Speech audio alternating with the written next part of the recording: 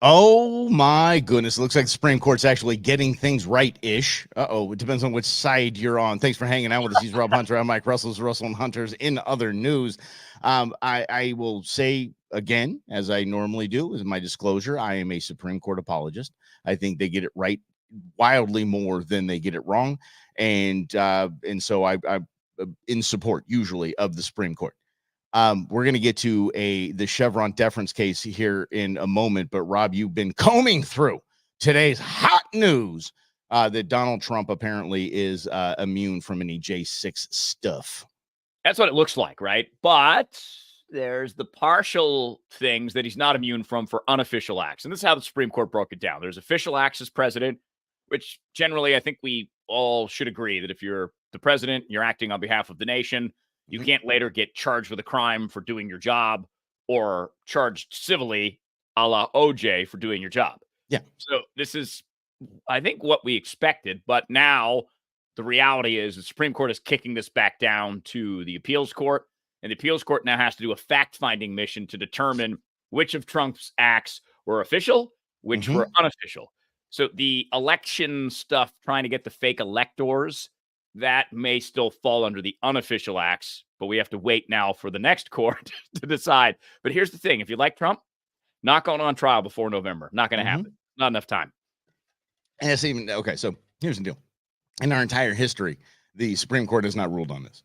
So they gave us, they basically kicked us a 100% maybe is what they really gave us here. And I think it's important to rule on. I think it's important to get down to business okay, hold on. Let me just take that one piece and highlight that. The piece that a president acting in an official capacity, now Supreme Court, law of the land, cannot be prosecuted for George W. Bush weapons of mass destruction in Iraq, all that. Can't go after him. That was his official capacity. That is now locked and loaded, done, signed, sealed, delivered. Now we have to decide, parse through all of what President Trump is being accused of, and then we can find out what was an official act. But that's where it gets slippery, Rob. And I wanted to see if you come with me on this.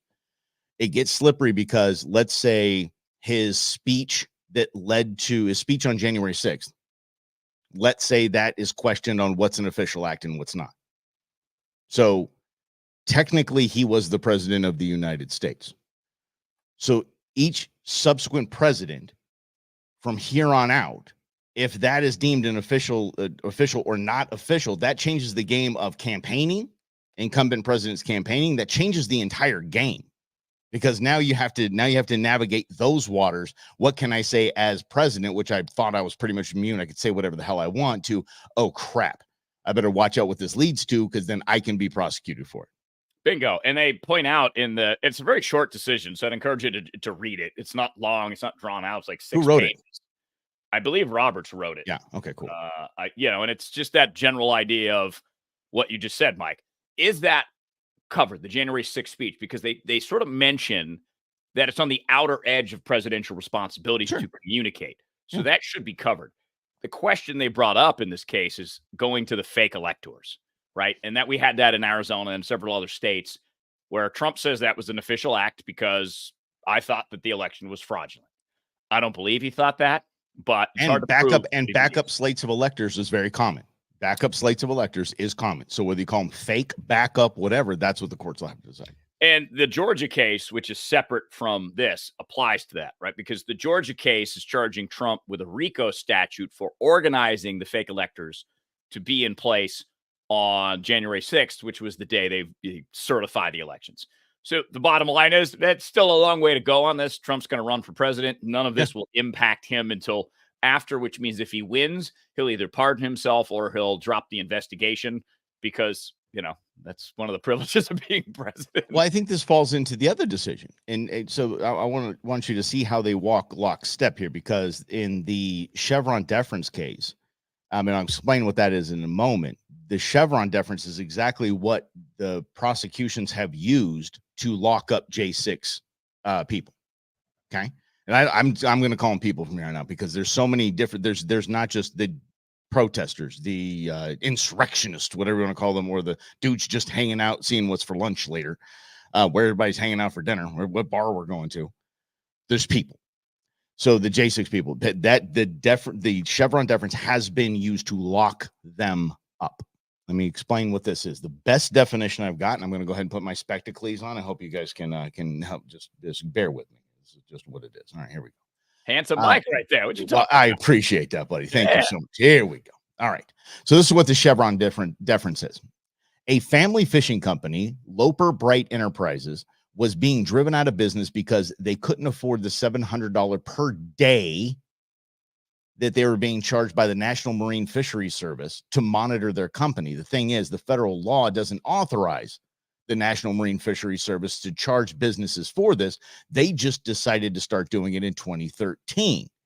Why did they think they could get away with this? It's because in 1984, the Chevron decision, the Supreme Court decided that regulatory agencies were experts in their field and the courts should defer to their interpretation of the law. So for the past 40 years, federal agencies have been able to interpret laws to mean whatever they want, and the courts just had to go along with it. And you can start, I know Rob's mind is just spinning right now with different examples that he could think of and mine as well. I mean, look at the ATF. The ATF just decided one day that you cut your barrel too short. There's no law against it, but you cut your barrel too short, you're going to jail. And that's what is now been removed from DC. That trick in their bag has been removed from federal agencies. And it's a huge win for the United States. Absolutely, because it's the massive criminalization of everything, because the federal government wants it that way. And I'm sure that there are going to be cases about, well, you can't capture your own rainwater on your property because of this, or the EPA. Because there was that, I don't remember what the exact case was or where it was, but it was a pretty big case about rainwater. Yes. And the EPA was like, no, you're not allowed to do this. Wait, what? It's not against the law. You can't just make it against the law. Just like a court can't make a law. And you look at the Arizona abortion decision, what the Arizona Supreme Court is saying is that we can't make a law. Exactly. The only law that exists in the Arizona books is this 1864 law that bans abortion. Lawmakers, that's your job. That's not our job. Amen. Mm-hmm. And to go back to the Trump and the Chevron case, I think the important reminder is, number one, in the Chevron case, someone decided to fight this. Someone decided because they couldn't afford the $700 fee, we got to take this to the Supreme Court. And they got God the bless them. organization. Absolutely. Because it's so critically important. And then the Trump case reminds us once again, we ultimately have the power to decide whether we want Trump for 4 more years or whether we want old guy for the other old guy for 4 more years. That's a major part of this responsibility too, is that we can regulate this. We can regulate presidents every 4 years. We can regulate our senators every 6 and our House members every 2. Okay, now I get that, but if you want to tie the two together, I mean, so this the questions that you ask: is it against the law, as the president and former president, to have top secret documents? Is it against the law? Is there a law against that, or just a rule? And who made the rule? And was it because we just going to make a rule you can't do that? Because I mean, Joe Biden had him as vice president, and like 8 different locations. I'm not saying, well, Biden did it kind of crap. It just was it just standard? Were you able to do that? Or did we just make up a law that we want to prosecute for? Is it against the law to say, find me 16,000 votes or whatever the hell it was? Is it against the law? Or are we just saying it's against the law and in stretching that? So what the Chevron deference case does is it pulls away that ability for bozos like DA Bragg for bringing 31 counts for paying off a porn star. It pulls that ability away. That's how these tie together. And I think that it's going to be interesting to watch them meld and watch to see what we can peel back. The effects, I think, are going to take months, but we're going to see that. I think we're seeing pretty quickly with the deference case. I like that you're the seeing part, because with the deference case, the Chevron case, you get to see now exactly how the federal government operates. And this is going back to that elections have consequences point that Supreme Court Justice John Roberts wrote in the Obamacare decision is, if you elect a president that wants to utilize the federal agencies to fine you, to make your life more difficult, to add, say, permitting requirements that aren't required by law in some of these federal agencies, then those are the consequences. Well, now they're going to be pulled back a little bit because of the Chevron decision. And like Mike said, that's a win for all of us. But it's a reminder as to what we actually vote for when we vote for president of the United States, because all of these official acts that the Supreme Court released today are massive. Mm-hmm. And sometimes that means the president, because we like them or we don't think deeply enough about it, could use the regulatory state, or at least in the past, to punish people they don't like, because there's that much power embedded in the executive branch. Although, thankfully, a little bit less today. Anytime there's a little bit less power. That's I run on this platform. Any law Congress passes, we have to get rid of one. Love that. We're gonna stay at a mark. Whether it's, I don't know how many laws we have on the book. Let's call it a million something. Let's say a million is the mark. You get to have a million laws. You get to have that. That's what you get to have federally. You get to have a million laws, and that's it.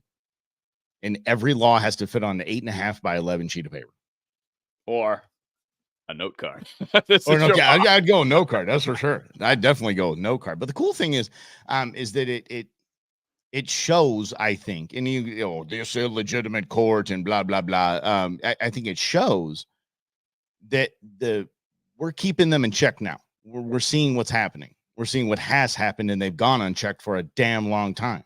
I'm still shocked that insider trading in DC is legal. I have no idea how. I mean, they're thumbing their noses at us. I mean, we do anything that they're doing right now, we're going to prison. And so this kind of thing with the Chevron deference case and the immunity case, it just shows that we're paying attention. We're paying attention now. And I think a lot of that comes from social media and how afraid they are. And I mean, the DC establishment, the ruling class, how afraid they are of the light and the exposing nature of social media. Absolutely. And you look at what happened to Biden during the debate, the panicked conversation immediately following from every Democrat commentator that has protected this president, that has hid this president, all of a sudden can't protect him anymore because of that performance. And they all want to jump ship. That's the other part about what you're talking about, Mike, extending beyond the they in Washington, the they in media that protects those in Washington, that covers off the baseball now. And they don't know what to do because, number one, they can't protect Biden. And they can't protect the information that protects the power structure anymore because of social media, to your point. So we're now way more aware of really how upside down the country seems to be. I went out with Representative Annalise Ortiz. She's progressive. She's younger. She's represents a lower income part of Phoenix. And when I was talking to her about it, I said, I think the commonality we all have, progressive, Democrat, liberal, conservative, Trump fan, libertarians, the results suck. We're getting crappy results from almost all levels of government. And one of the things that we were talking about, Ortiz and I, were potholes. And as I was driving over to Maryvale yesterday, there was this massive pothole. It was like this big.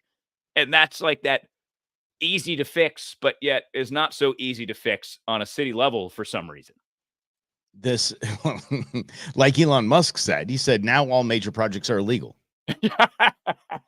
He's like, you can't do anything because everything's illegal. And they're going back to the Chevron deference case. Is that now, like, the EPA can't just say, you can't do that, it's against the law. No, it's not. You're not creating a law. You're telling me where I'm violating a law. If not, I'm going to keep going and doing what I'm doing. OSHA has the same crap.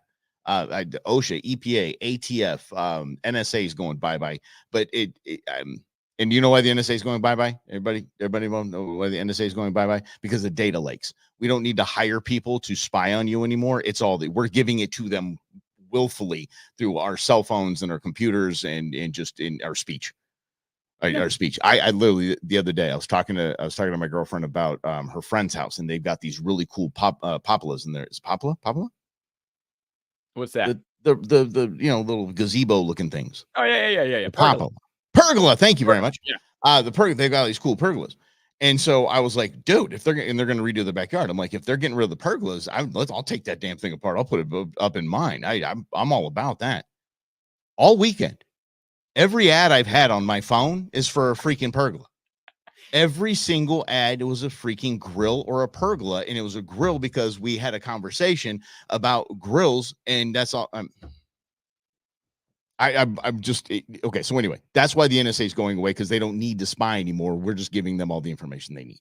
Yeah, literally every piece of information they need. And it's so funny because these things are so part of our system, so part of our brain chemistry that we don't even care. And I find that that's typically how things work in our own lives. Like, this is the craziest stat to me. My wife gives a speech about change, because her area of expertise is change and how difficult it is to change. 7 people, if they're told by their doctor, if they don't change behavior, they're going to die. Only one of them will actually change behavior. That's America. We just don't, we're just going along. We're just riding down the river. It's totally fine until it's not. Or until somebody tells us we can't, or we have to, or we can't do something. We're like, pound sand, middle finger to you, champ. And I hope that that's that realization, Mike, that we are in some ways just turning a blind eye to so much that is happening. And I think that that's one of the main reasons why President Trump is still popular. I actually, prior to going out with Ortiz on last night on Sunday, I hung out with some Trump voters on Saturday. And the impression that I get from Trump voters is how lost they think the country is, how corrupt it is, how the deep state really does run things. And it goes right back to that Chevron case, Mike. That's the deep state. The deep state is the EPA who puts a $700 fine on your ranch or whatever that case was, whatever agency. It was a $700 a day fee for them to monitor your company. Yes. So think about that, right? Just cause. Nope, you have to pay for us to monitor you. Okay, yeah. Great. That sounds like some Russian stuff, right? $700 a day. Do you know how much that is? Just 21 grand a month. I know that's impossible. It's $250,000 a year. Talk about inflation. Yeah, right. Yeah, seriously. Did that just happen magically? One day, here's your bill? Yeah, no kidding. But those are the type of things that people see, and people go, wait a second. That's not what America is supposed to be. So if anyone questions why Trump is popular and why Trump is still the guy, that's why. Because millions of people do not trust this government at all. And that's again, and Rob disagrees with me on this, but I think that's why that line from the debate was so powerful when he said, look, I don't want to be here. I'd rather be playing golf. That's why it's so powerful, because he threw on to we the people, to the masses, a cape and said, y'all jump. I'm going to go take care of this. Like I cut this, I cut that. I did this, I did that. I lowered everyone's taxes. I shrank government. I spent a lot, but I shrank government. God, I got into that fact checker discussion that we had. I got in that with a very liberal friend of mine over a Pliny. By the way. And it was interesting. He hadn't had Pliny. If you don't know, Pliny the Elder and Pliny the Younger are probably two of the top 5 beers, like by Beer Advocate, like they're it. And so we had our hands on some Pliny the Elder, and I handed it to him. I didn't know if he was going to like it or not. He's like kind of a Corona kind of guy, right? He's liberal, So it makes you feel cultured if you have a Mexican beer. But I handed him this Pliny, and he goes, just taste it. He goes, that's what beer used to taste like. He goes, I don't know what the hell happened. But he goes, when I lived in Mexico, it's in his like younger years, he goes, that's what beer tasted like. So it just tasted good like beer. I was just surprised about that. Anyway, well, we got into the fact checker thing. Dude didn't want to hear any of it. Dude didn't want to hear any kind of fact checker, this and that. And he's like, oh, because you don't like fact checkers because what? They deal in fact. I'm like, who's fact? Whose fact do they deal in? If it supports your side, then, oh, yeah, it's a fact checker. Yeah, see, the fact checker got it. Don't worry about it. Remember what Barack Obama said back in the day about pork spending? He's like, it's only pork spending if it's not in your district. And I was like, damn, he's right. He's damn right. I have no idea why I went on that little tangent, but here we are, buddy. Which reminds me of government power. Whatever. Yeah. Mm-hmm. Yep. There we go. Everywhere. It's ubiquitous. I also like the word ubiquitous. I had to look it up. Somebody, I got an award from Game and Fish, Media of the Year. That's right. But the guy was giving me, he said, Mike Russell's ubiquitous. And at first, because I didn't know what the hell it meant, I was like, did he insult me? Was he making a joke? Did he kind of crack on me up there? I mean, I had to look it up. I jump on the phone. I'm like, Siri, what does ubiquitous mean? And I looked at it, it meant everywhere. And I'm like, okay, good. Yeah, I am everywhere. Damn it. It can't escape me. Yeah, but it is a fun word to say. That and gelatinous and gubernatorial are some of the most fun words you're ever going to say. Obfuscation is one of my favorites. I interviewed a couple and for their 50th anniversary, just kind of have it on record, kind of for the kids, for the grandkids and all that stuff. And I did ask, I went through the James Lipton, how at the end of inside the Actor Studio asked those 10 questions.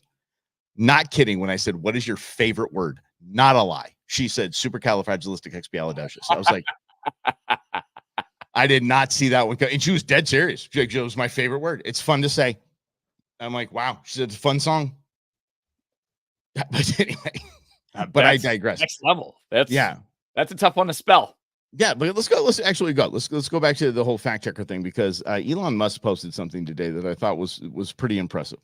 And it was kind of a good example of what he's turning, or his vision for X, and really what he wants it to be, and where it was as Twitter and how it's rebranded. So check this out. He said, basically, yes, wait. Oh, see, now I got to get my glasses on, or Rob's going to start reading one or two. He said, when will politicians, or at least the interns that run their accounts, learn that lying on this platform doesn't work anymore? I absolutely love that, because Kamala Harris's people said Donald Trump will ban abortion nationwide. Immediately, the fact checkers go into the CNN, BBC, AP News, and New York Times, True Social, as sources for the president has repeatedly said that he would not sign a national abortion ban. I love the fact that this is so backwards to what was just 2 years ago, when this would have been run as doctrine and nobody would have been able to challenge it. Now we can challenge it. And it's that realization that that's all they got left, this administration. All they can do now is lie till November and hope that they convince enough people to win the Electoral College. That's what this game is. They don't care that they lie. They've never cared that they lied. The difference is, to Mike's point, now it's being called out very publicly. So the scare tactics that politicians use on both sides, this one, the Democrats, Kamala Harris, trying to warn women, if you vote for Donald Trump, you have no rights. It's like, what's that show, The Handmaid's Tale?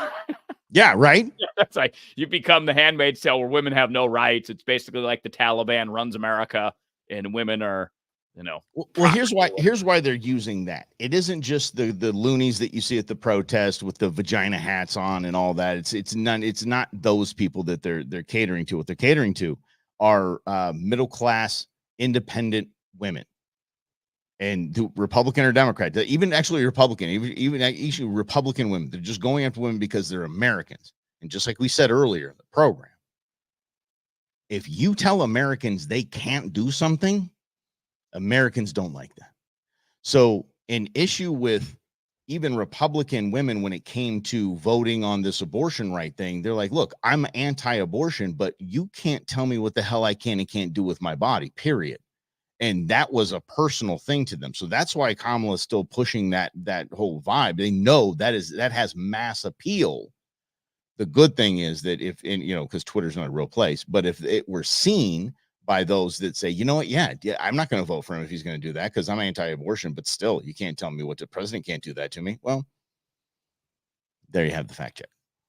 And it comes down to even the discussions you have with your liberal friends is about, what do we want to believe? Because that's always the strange part about politics, is it's based a lot on what we want to believe, regardless of the facts. And that, when it comes to voting in a representative republic, when you're not voting based on truth, you end up in the situation we're in right now, where we're like, really? Is this the best we're going to do? Are we not filling potholes? Are we not funding government appropriately because we're spending too much money? Are we putting off all the major challenges for Mike's kids and grandkids to figure out? Because I think the big thing for me, Mike, is a lot of the shift in how government operates and where the benefits go are to those same people. Yeah. Middle-class people and upper middle-class people who got Social Security benefits, who got Medicaid benefits when they retire. But on the way to retirement, now people making $318,000 a year as a combined household income are getting their student loans canceled. No, sorry. If someone went into social work and is making $32,000 a year, maybe you can make the case they're benefiting society and we're going to forgive their student loans. Maybe. They still made the Not case. to me, you can't. Well, but I'm just saying, if that was the case, right? You say, look, we're going to do it for people who spent $150,000 on on education, and they make $32,000 a year, but they're serving society. You could make that case, I think, if you're president. Not that I would, but to say that we're just going to blanketly cancel student loans, so people will vote for us. Mm-hmm. That's America, because everybody, no matter your income level, seems to want a benefit from the government, whereas 200 years ago, it was like, I don't want anything from the government. Sure. Oh yeah. Back to that Harvey piece that I sent you is basically that nobody looked for a handout. They're like, okay, it doesn't work here. I'm going to pack up the family and move 10 miles that way, which is basically the next state. And we're just going to try farming there. Let's see if that works. We're not looking for the government to come save us and help us. But it going back to the student loan thing, just so we're very, very clear in the whole going to social work, that's on you, y'all. Life's about choices. I've told my kids that ad nauseum. It might be their first tattoo. Life is about choices because they carried it into them. And life is about the choices you make. And if you want to spend $150,000 getting a social work degree, I'm not paying for that just as much as you're not paying me $150,000 to start a business for glasses that help people watch grass grow. Like, it's just stupid. If you've made a bad choice, you've made a bad choice. I apologize. Life is about choices, and choices have consequences. Yeah, but we don't live in that world anymore. I mean, know. That's the real challenge, is going back to that 1 in 7. It doesn't seem like psychologically we want to take our own choices that seriously, because you can make the same case for our obesity epidemic we have in this country. And it's not something we want to talk about. It's not something we want to confront, but that's the main driver of a lot of our federal spending, and the main driver of why we have so much debt is the unhealthier we get as a country, and there are millions and millions and millions of people, the more expensive it gets. And that's just one of those things that stares us in the face. Is it seems we're so far removed from personal responsibility because there's so many safety nets. So you don't have to be personally responsible anymore. You don't have to be, all right, I'm going to college. Am I going to be a social worker? Maybe I shouldn't go to Yale. Maybe I should go to community college and then ASU for 2 years, because that's the more affordable option. But we're driven by these crazy things, say maybe social media trends, that got to go to an Ivy League school, because if you get into an Ivy League school, your ticket is punched. But it's obviously not, because we don't talk about the horrible stories of people that went to Harvard and couldn't fit in, or the people who went to Harvard and couldn't figure out what their life is supposed to be. It's not like a magic wand. You go to an Ivy League school and everything's fine. Yeah, no. No, not at all. Ivy League school basically gets you, hopefully you're in some sort of a club. I'm not kidding. Like, hey, when I was on Harvard rowing team or whatever, like, oh, my nephew's a Harvard rower, I'll hire you and give you a lot of money. That's basically their only hope. Yeah. Educate is just the whole thing's just shot. But yes, I do agree with you that blanket forgiveness of student loans is probably the most bass backwards. It is more bass backwards to me than opening up the border. It really is. Yeah, that's something we can figure out, and that's something we can stop. We've now set a precedent. You take as much as you want out. We will pay for it. Now that is their first step. And I'm going to go back to the Cast Unseen book nudge. Their first step to 13th through 16th grade. Yeah. And universal higher education. Yeah. You're basically now you're just making a high school diploma out of it. Mm-hmm. Because it's free. It's going to have to be free, because every time they get a loan, we're just going to pay it off. If they do what we tell them to do and go into social work or any other bozo nonsense, it doesn't pay anything. And I wish that we would just recognize what it is. It is electioneering. It's quite simple. Yeah. That's this tactic is we need people to vote. So if we cancel their $100,000 in debt, even though their household combined income is $320,000, they'll vote for us. They're going to vote for you anyways. What are you doing? Because this is one of the ways that the federal government actually makes money. Student loans is a money maker for the government. Hell yeah, it is. Interest. And I think what was it, $50 billion a year or something like that several years ago. So Biden's just like flushing all that down the toilet, because these loans are just sitting there. These are loans that your taxpayers gave out on a federal level. So they already doled out the money, and they're just like, oh, pretend that money's not there. And now we won't get the interest payments on the back end of that. Mm-hmm. So not only do we just wipe that off, we wiped out the future potential earnings, which, I don't know, maybe could fill potholes or something meaningful. Well, remember, you're stupid. And that's how DC and the ruling class thinks we are. Because honestly, you heard old fumbles during the debate. Billionaires only pay 1% in taxes. Are you bleeping kidding me? Okay, even if they're only paying 1% in taxes, they're paying more than anybody else. 1% on $1 billion is still what, $100,000? No, it's $1 million. Yeah, okay, yeah, more than most people will make in a lifetime. Mm-hmm. And so so anyway, but well, we'll just cut all this off. We've got the $50 billion a year. We'll just tax the rich. How much does Schweikert say if we tax billionaires 100%? How much that'll fund the government for what, 17 days? Yeah, something like that. Then what? Exactly. Yeah, it's the dumbest, but they honestly think you're stupid. Really stupid. And they get away with it. Well, and that even going back to the old Catholic Church example that I used to use in like the 1100s and 1200s, the priest could read. So the priest would sit there and they would read and they would share what they wanted with the people that would show up at the churches. So the priest is in total control of the information.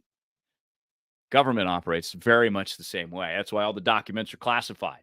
That's why they lie to you so much, because they classify the documents to disprove their lies. So like, what? There's no facts here.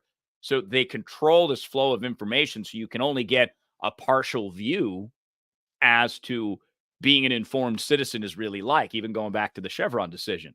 Did you know that they were fining someone $700 a day so that they could monitor that person? I had no idea. No, but we have no idea what we do when we go out and get our trash cans, that we're breaking how many laws? Jeez, mighty. They come back and say, you rolled that thing wrong.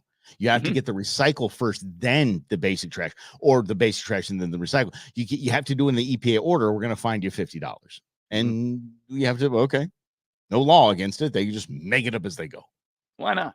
That went away until today. Or what's that? Until Friday. Until Friday. What do you mean? That's when it went away. Starting Friday. Oh, it's a Friday. Right. Okay, got it. Yeah. But that's fantastic. It's good news for everybody. I think it's a good news. Let's move on to in other news. I am a huge advocate for removing Bill Gates from. I'll be nice. Just from the general area. Maybe we can just ship him off to another country and never put a camera on him again and just say, dude, just go away. He is blaming cow farts for our global warming. And he is giving a commercial for his invested companies that we need to all jump on board.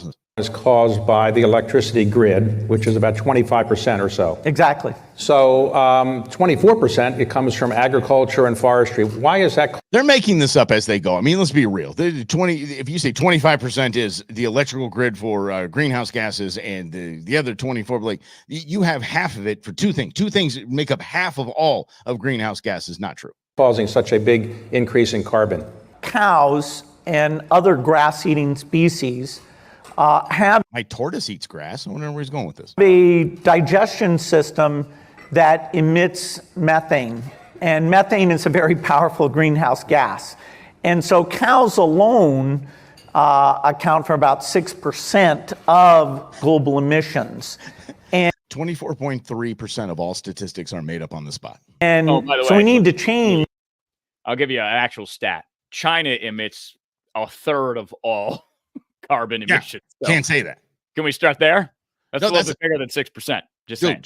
That was one of the things that Trump was amiss in the debate. We was talking about the Paris Accord, the climate accord.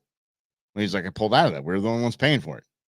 By the way, in China's 33% of all carbon emissions in the world, and they didn't even have to jump on board till 2030. Yeah, this is a stupid deal. So we backed out of it. But she failed to include that in there, right? Yeah. Money. Cows. Just cows alone. How are we going to do that? Well, here we actually, go. Of all the categories, the one that has gone better than I would have expected 5 years ago is this work to make what's called artificial meat. And so you have people like Impossible or Beyond Meat, both of which I invested in.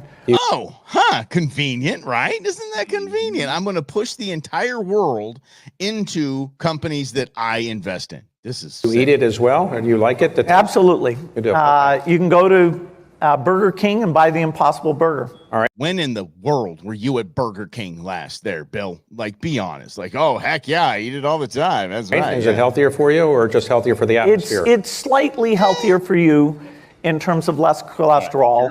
It's, of course, This reasoning salad is basically a reasoning roller coaster is what this is. This is absolute absurdity. Well, it's healthier in terms of maybe cholesterol. Now he's gone from bioscientist to doctor to medical doctor. Dramatic reduction in methane emissions, animal cruelty, manure management, and the pressure that meat consumption puts on land use.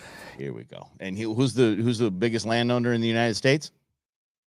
Bill Gates. Isn't that amazing? Holy crap. This was one of the scariest things I've seen in a minute. And this is why I put it on me on so many damn levels. By the way, was it dinosaurs? Maybe dinosaurs, their farts were the reason why they went out. There's nothing about a meteor. Maybe they all farted at the same time. Maybe that's what happened. And there's just too much methane at once. Yeah, too much methane at one time. Maybe that's what happened. You dumbass. Excuse me. I mean, come on. This globe has been spinning and spinning and spinning and revolving for millions of years, trillions of years, whatever the number is. And cows now are what's going to send us over the cows. We're that stupid, apparently. Meat eating. He eats more meat than any of us. The lion sack of garbage. And all of a sudden it's now you need to go to Burger King and get an Impossible Burger. No, they're terrible. And they're bad for you. It's not healthy. Period. There's a little local burger shop up the street from my house that I go to every couple of weeks. So just imagine Bill Gates succeeds. What happens to Lucky's Burger up the street? What happens to Wendy's? What happens to the hundreds of thousands of restaurants that serve us good quality burgers? You got to fake meat. Aside from that, this is the realization I had during the pandemic. A guy like Bill Gates, a guy like Klaus Van Schwab, the guy that runs that World Economic Forum. Well, he stepped down. Oh, he did. Okay. He wants everybody to eat the bugs now. That's what his big push is. Go eat bugs. They want to so badly manage 8 billion people and put them into one type of system. And they tried it during the pandemic. So here's the only solace I would say. The fact that they tried to manage the world for 2 years of 8 billion people didn't work very well. It didn't work very well because many of us in America weren't going to let it work very well. But it's also very challenging because there is such an economic ecosystem in place. So while Gates tells you what he dreams about at night, I dream about different things. I do. About fake meat.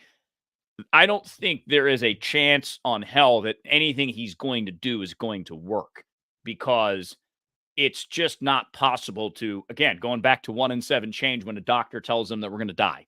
Hey, you're going to die. All right, 1 in 7 of us will change. 1 in 7 of us will change our habits, maybe because they're so ingrained in our lives. But you have to understand that when we have our elections, what we need is American leaders who don't listen to this garbage, who know that it's not going to work, and who know that at the end of it, because it's always about the money, as Mike pointed out that Bill Gates said, all this is about Bill Gates getting more money so he thinks he has more control. Because here's the thing about Bill Gates I really don't like. His experimentations on poor African kids for his vaccines. Yeah. And other measures. 100%. That's the real part. That Clinton Foundation, same thing. Really is. Yep. Mm-hmm. Clinton Foundation hung their hat on it. Yes, I know we're shady. Yes, we sold access to the Secretary of State, but we do so many vaccines around the world. We help nations eradicate this disease and that. No, they're experimenting. This is paid for by the pharmaceutical companies. Hell yeah. No different than Bayer Pharmaceuticals back during the Holocaust. Ordering 200 people at a clip from Hitler. Send us 200 more. Send us to same. The only difference is these people aren't getting paid for it. Nobody making any money, but we're skirting trials. Bill Gates is an evil SOB. Bill Gates is not good for society at all. That man is just same as Klaus von Bonn. He's just not. Move on. Go away. We're seeing you now. All of us should see you now. Well, let's even go back to the Icarus example we used the other day, the hubris, flying too close to the sun. He was warned, don't go up there. Your wings are made of wax. They'll melt. He's like, yeah, screw you. I'm going to go do it anyways. I hope that hubris lesson isn't learned by people like Bill Gates, because He's constantly talking about how much smarter he is than you. And because he's so much smarter than you, he knows how to manage the world. No, bro, you know how to sell a computer operating system. And you took your money and you put it into these organizations that, going back to that, have experimented on poor people across the world. Most of them happen to be black people. So you really want to talk about this? Because the thing you other notice is who's asking the questions there, on those friendly terms. And I'm okay with friendly terms in terms of that. But what I don't like is how the journalists want to be around the people like Bill Gates instead of investigating the people like Bill Gates. Yeah. Instead of calling out the people like Bill Gates. Instead of really trying to figure out if Bill Gates' plan comes true and he's able to force this, what actually happens? What happens to cow farmers? What happens to little local restaurants like the one I mentioned? What happens to the economy surrounding that? Because if it's just gone, people aren't going to jump in and eat Impossible Burgers. I've tried one. I haven't gone back to it. Yeah. Let's put it that way, because a regular burger is 1,000 times better than an Impossible Burger. And Rob really wanted to like it too. I did. I know. I'm not knocking you for it. You really did want to. You're like, this is healthier eating. I'm going to do this. And Rob takes care of himself. But two things at play here. A, how crappy they are for your body, because we weren't made to ingest that stuff. We just weren't. Second is, or B, wherever I went with that, numerically. 1, 2, C. Yes, something like that. The manufacturing of fake meat. You're telling me that's better than a cow fart? I mean, I understand. Look, and this is why I'm very proud that my freezer's full of game meat that didn't take I forget, it's something like X amount of gallons of water per pound that gets meat to the grocery store. And so, especially in a state in a water shortage, entering a drought, that kind of thing. Like I'm cognizant of that, and I'm proud of that. But just the manufacturing of the Impossible Anything, or what was the other one? It was Impossible and what? He had two of them anyway. Yeah. But it was those two. Beyond Meat, Beyond Meat. Same thing. It's the chemicals, the additives, I think this might be my theme moving forward, is that we're not as dumb as they think we are. I think that, let me put it this way. I knew that, but now they're realizing very slowly, but they're realizing that we're not as dumb as they think we are. Or they do think we're dumb, but not as dumb. Or they think that we're more of a pain in the butt than they imagine. Because I think that is that hubris that when it came to the massive pandemic, we were just going to drop everything and do whatever Bill Gates or Anthony Fauci or whatever said. And a lot of people did. And I was actually just talking to someone recently who said that I got a little lost during the pandemic because it got overwhelming and I just wanted my party to tell me what to do. So there is also that part of humanity, which I think people like Bill Gates are appealing to, is the people that's like, okay, just tell me what to do and I'll do it. Instead, there's a bunch of rabble rousers like us, which represent millions and millions of people. They're like, I'm going to figure out my own way because I have that American spirit. I have that westward expansion idea embedded into my DNA that if it doesn't work here, I can pick up and move somewhere else. Yes. And going along the same lines, I saw a video this morning, and I my apologies for not grabbing it. Is the new head of the FDA? I think FDA or CDC, one of the two, female, brown hair, short. She was talking about during the pandemic, and she was at the time she was the not the attorney general, the Surgeon General of Massachusetts, and she said I would call other surgeon generals and say, are you allowing them to have football? And she'd say, no. She'd say, okay, good. I'm not going to allow them to have it either. Okay, well, when are you going to get rid of this restriction? 2 weeks from Monday. Okay, I'm going to do the same. This was not based in science. This was all based in, we're just going to try to figure it out, or not figure it out. We're just going to see what looks best for us in our futures. That goes along exactly what Rob just said, is that it's just like, I didn't know what to do. So I was asking my party to tell me what to do. They were doing the same. Like, if you're doing it, I'm going to do it. Okay. If you allow them to do things. And that goes back to the Chevron deference case, is that's what OSHA used to mandate people get jabs or lose their damn job. There was no law that you had to get a vaccine for anything. They mandated it under the Chevron deference. And can't sue now because, and again, that's another question. Again, right? If you look at the government collectively, right, you take Republican and Democrat out of it, that's when you really realize things, because the deal that you can't sue Pfizer was signed in the Trump administration. So, it's another one of those weird things that you have to come to grips with and say, not everything is perfect. Not everything is going to be fixed because you vote one time. And this was one of the conversation I had with the Trump voters the other night is it requires a Herculean effort to change, say, the Department of Justice, because the history of the federal Department of Justice is awful, riddled with constitutional violations consistently and constantly. The only way to truly address it is to completely change it.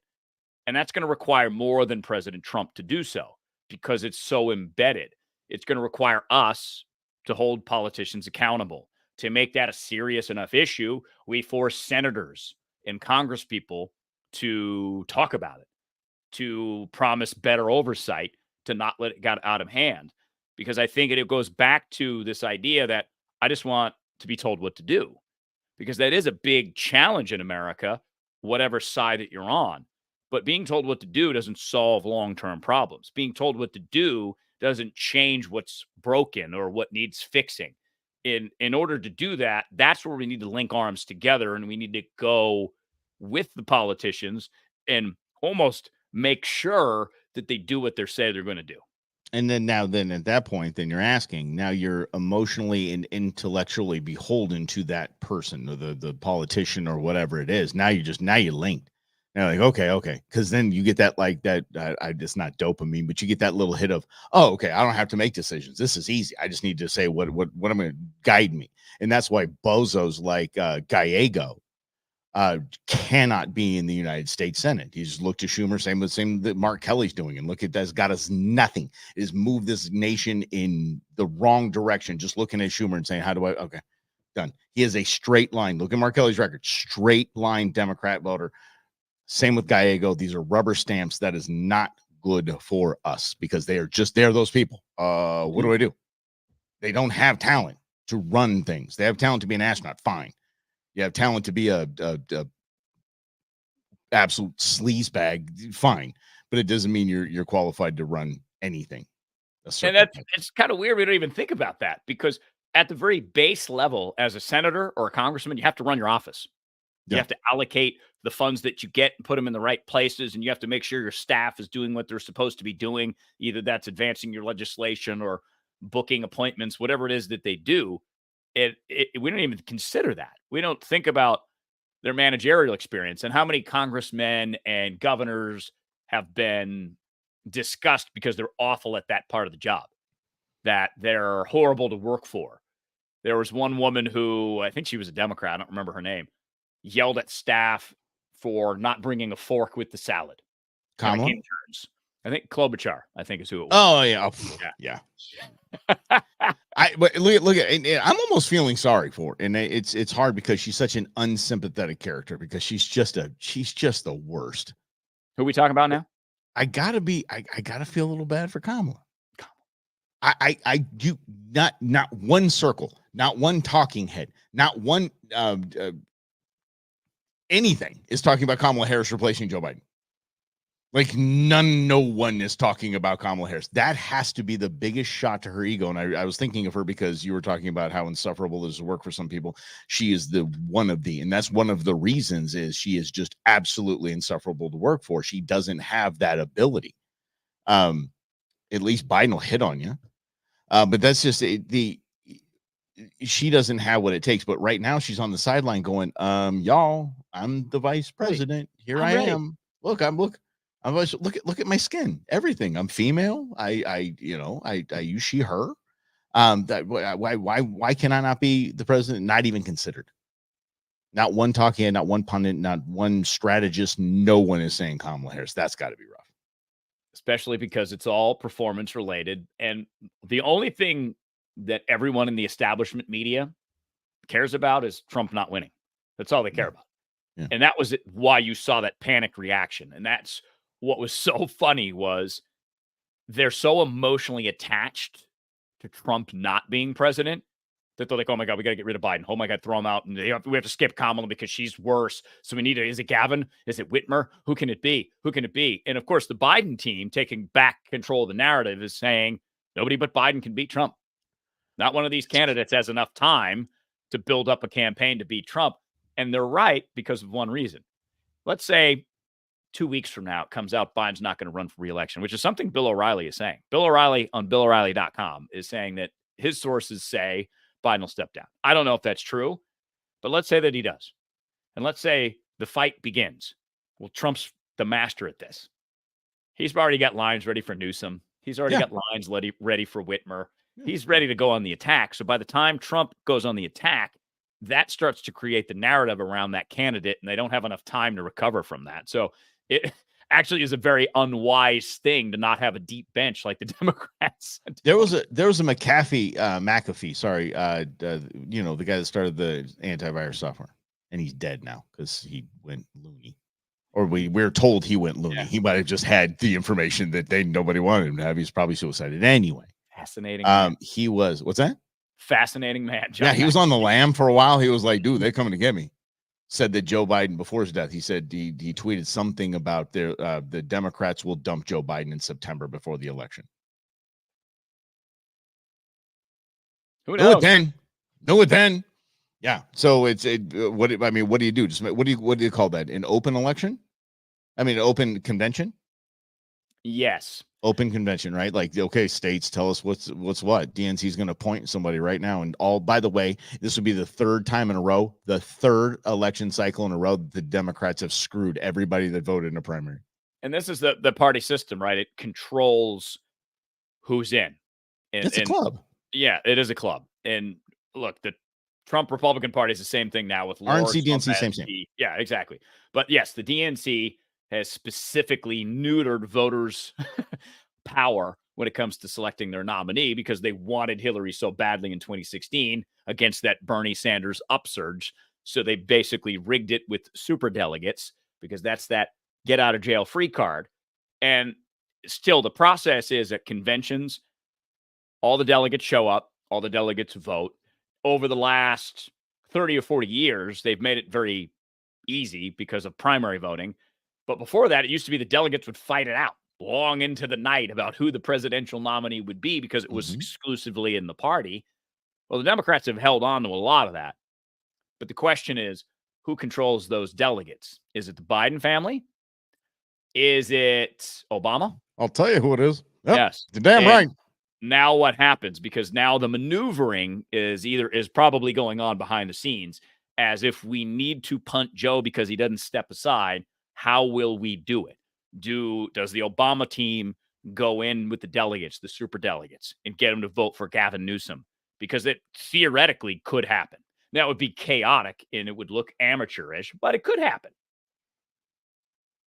What okay, hold on. Has looking amateurish and stupidity stopped the DNC from doing anything in the last cycles? Secretary Mayor Pete and Klobuchar were crushing Biden, crushing him, and Kamala was done. And so they basically said, all right, Clyburn, let's go. I want you to hype up Joe for the next primary. And before that happened, they had Klobuchar and Mayor Pete get out of the race.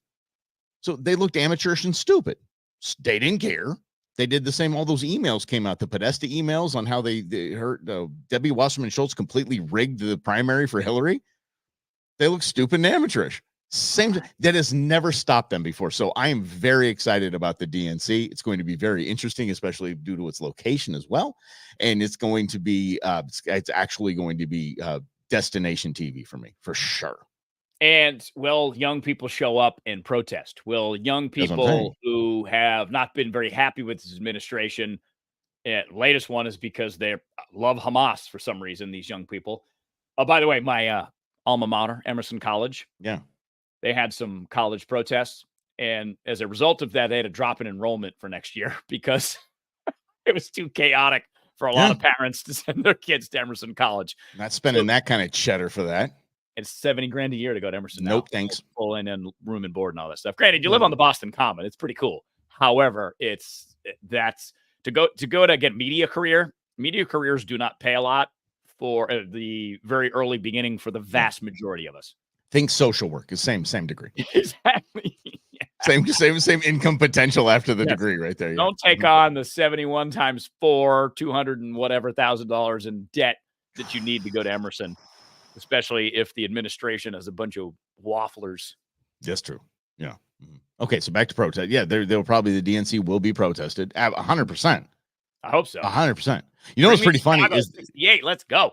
the fencing that came around the Supreme Court before the decisions were read and nothing.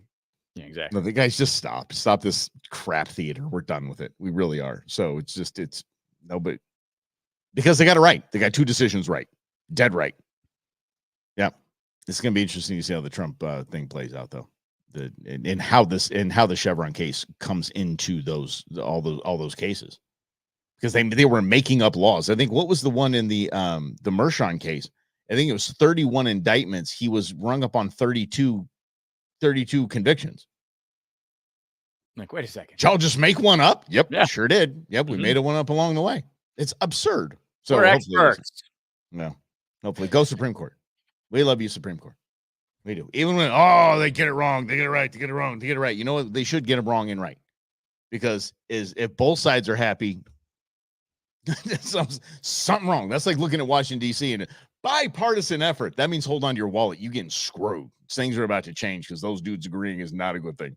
Yeah. Anyway, Thanks for hanging out with us. That guy right there, he's Rob Hunter. I'm Mike Russell. This is Russell and Hunters. In other news, we'll do this tomorrow. We'll see what tomorrow again at noon. What do you think? You guys good with that? All right. We'll see you then. Thanks for hanging out, everybody. Have a great afternoon.